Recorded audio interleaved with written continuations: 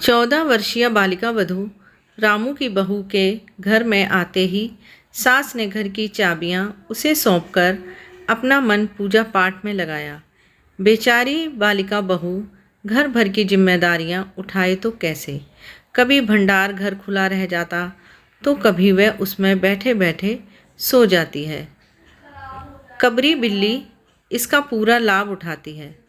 वह मौका पाते ही घी दूध दही को चट कर जाती है। आशा यही है कि बिल्ली ने रामू की बहू का जीना दुश्वार कर रखा है। हार कर रामू की बहू ने मन में यह निश्चय कर लिया कि या तो घर में वही रहेगी या कबरी बिल्ली ही। मोर्चाबंदी हो गई और दोनों सतर्क।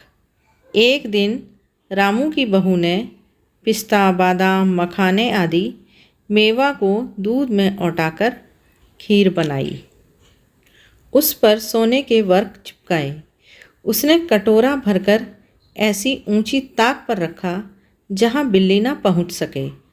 रामू की बहू पान लगाने में लग गई और कबरी बिल्ली ने कटोरे पर छलांग लगाई।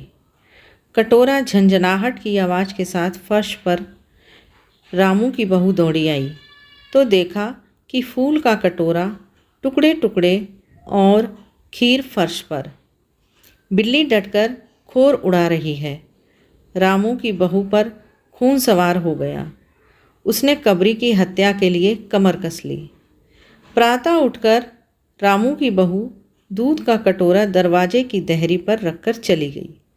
हाथ में पाटा लेकर वह लौटी तो देखा कि कबरी दूध पर जुटी। उसने सारा बल लगाकर पाटा बिल्ली पर दे मारा। कबरी न हिली न डुली, बस एकदम उलट गई। पाटे की आवाज़ सुनकर महरी, मिसरानी और सास दौड़ी चली आई।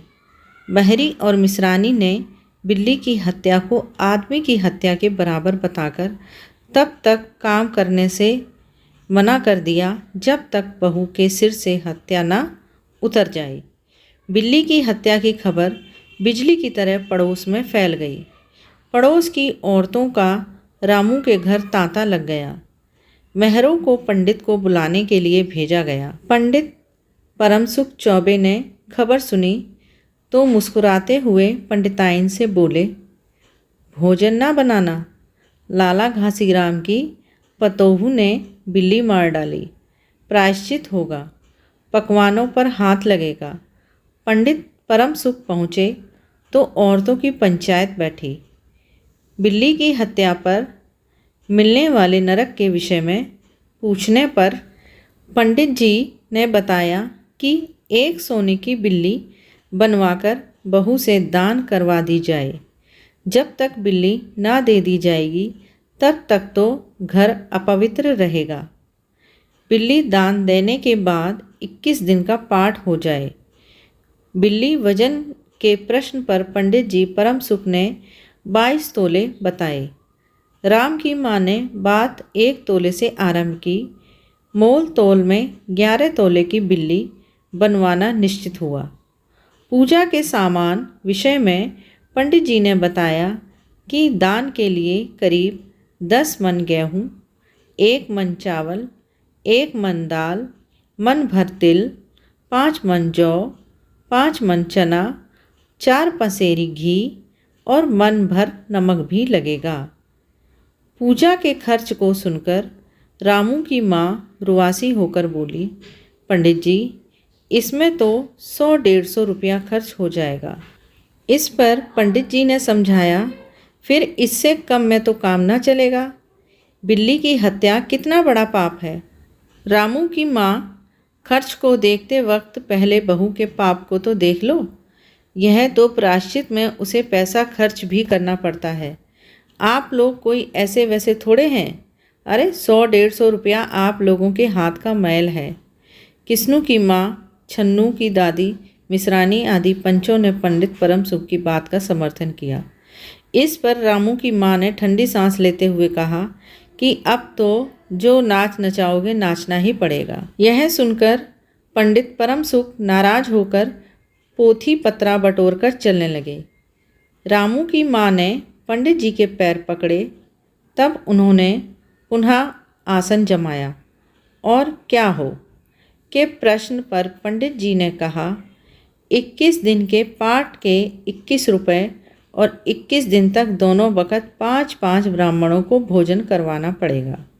सो इसकी चिंता ना करो, मैं अकेले दोनों समय भोजन कर लूँगा और मेरे अकेले भोजन करने से 5 ब्राह्मण के भोजन का फल मिल जाएगा।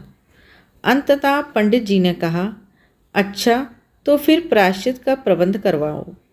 रामू की माँ 11 तोला सोना निकालो, मैं उसकी बिल्ली बनवा लाऊं।